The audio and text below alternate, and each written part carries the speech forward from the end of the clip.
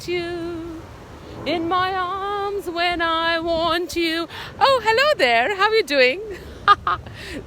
Okay, sorry about that, but I just had to make a point that today's letter is D. D for dreams.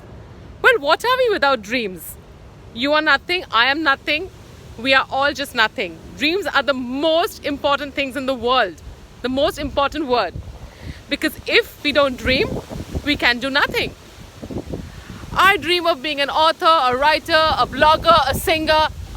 Maybe a singer not, after you heard my voice. But well, you get the point. I was confused. I thought D should be determination, dare, discipline. Important words. But then I realized that without the soft word called dreams, we can achieve nothing. That is the first step to anything. So what are your dreams? Let me know.